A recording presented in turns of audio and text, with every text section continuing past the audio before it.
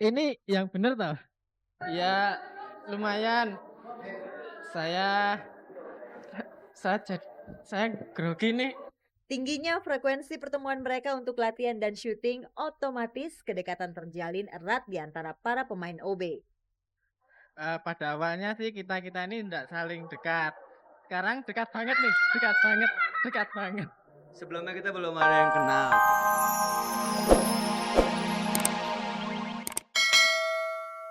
Selamat pagi pemirsa, selamat bergabung kembali di Gospot.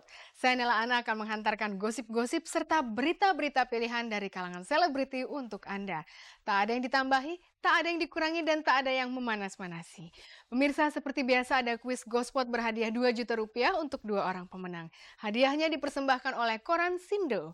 Kalau Anda mau hadiahnya, jawab pertanyaan kuisnya, caranya mudah sekali. Ketik GS spasi jawaban A atau jawaban B dan kirimkan via SMS ke nomor 6288 dengan tarif Rp2.000 per SMS. Jadi simak terus beritanya dan jawab pertanyaan kuisnya di akhir tayangan nanti.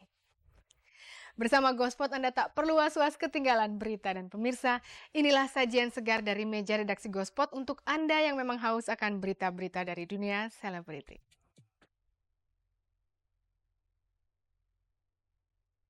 Para pemain komedi situasi Office Boy shock akan popularitas yang mereka raih. Krisna Mukti hobi mengoleksi boneka dari penjuru dunia.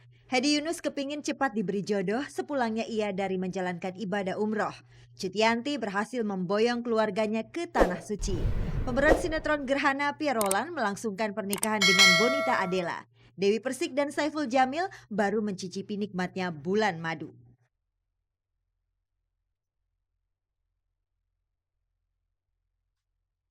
Pemirsa, para pemain komedi situasi Office Boy tak pernah menyangka kalau akting mereka mampu mencuri hati pemirsa. Padahal mereka tidak pernah merasa bahwa akting mereka lucu, apalagi sampai bisa bikin orang tertawa. Kita saksikan apakah karakter mereka selucu perannya di Office Boy? Ini dia.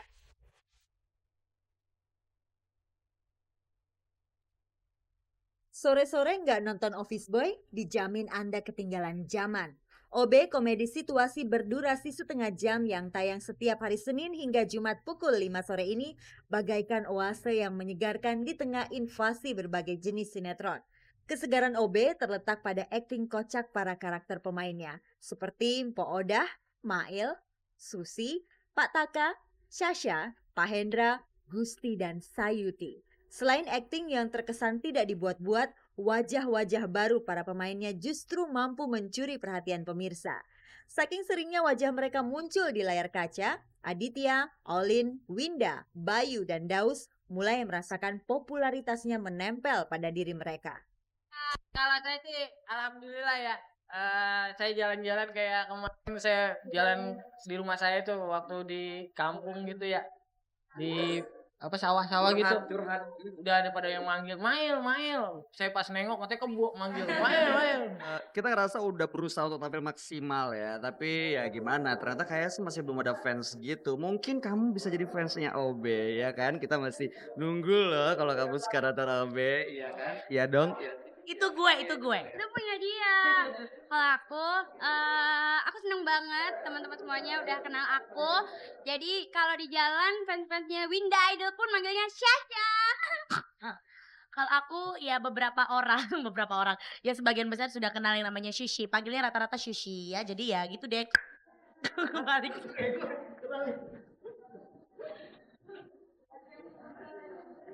Ini yang bener toh? Ya lumayan. Saya saya grogi nih. Tingginya frekuensi pertemuan mereka untuk latihan dan syuting, otomatis kedekatan terjalin erat di antara para pemain OB. Pada awalnya sih kita ini tidak saling dekat. Sekarang dekat banget nih, dekat banget, dekat banget. Sebelumnya kita belum ada yang kenal, cuman baru ketemuin di OB ini dan mungkin karena ya pas casting atau audisi. Nah mungkin karena emang punya kepribadian atau karakter yang sama-sama yang pasti nggak tahu malu ya. Jadi ya begitulah, begitu ngeblend, begitu ketemu langsung ngeblend dan ya nyambung aja, chemistry juga nggak terlalu susah amat untuk Chemistry itu apa sih Gusti? kimia. Pelajaran, dapat pelajaran? Tahu. Apa itu? Yang mana? Pokoknya masing-masing ada julukannya. Ini tukang kentut, terus ini tukang tidur, ini tukang kaca, Lo tukang gorengan. Tukang hilang, tukang tukang hilang, Tukang hilang. tukang lama, iya tukang lama. Sejak tampil di OB, tawaran sebagai entertainer langsung membanjiri mereka. Olin dan Bayu kerap menjadi master of ceremony. Daus dengan logat Betawinya beberapa kali muncul di acara lawak. Sedangkan Winda semakin dibanjiri show menyanyi. Mereka juga laris tampil bersama seperti menjadi bintang tamu di acara kelas sensasi RCTI. Kalau sudah begitu, manusia terkadang lupa daratan.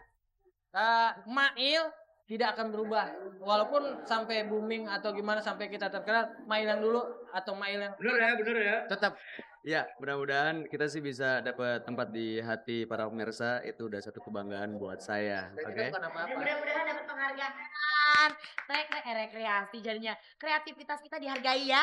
Setuju? Pemirsa, jangan lupa untuk saksikan OB setiap hari Senin Senin. sampai Jumat. Ya. jam 5 sore di RCTI RCTI Semakin Oke. Pemirsa, hobi Krisna Mukti sungguh berbeda dari hobi kaum pria. Krisna gemar mengoleksi boneka dari berbagai negara. Krisna tak perlu malu karena hobinya ini orang memandang dirinya memiliki orientasi seksual yang menyimpang.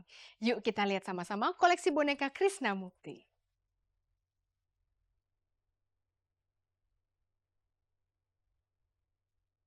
Mengutak-atik mesin mobil, memodifikasi badan motor kesayangan atau berolahraga adalah beberapa jenis hobi yang biasa dilakoni kaum pria.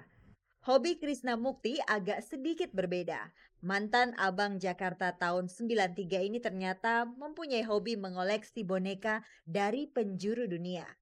Gue koleksi ini sebetulnya nggak sengaja sih. Waktu itu sekitar tahun 89, itu pertama kali gue dapat kesempatan pergi ke luar negeri. Waktu itu tepatnya ke Belanda, gitu. Nah, gue cuma pengen punya oleh-oleh yang mencirikan khas dari negara tersebut, gitu. Nah, akhirnya gue beli sepasang boneka yang memakai kostum Belanda. Gue main beli-beli aja gitu boneka-boneka ini untuk ya cuma sebagai kenang-kenangan aja lah, cindera mata gitu, nggak bermaksud apa-apa. Nah, karena saking banyaknya beli-beli terus, akhirnya lumayan banyak. Terus gue pikir ya udah deh gue taruh aja di dalam satu rak gitu kan, lumayan untuk pajangan.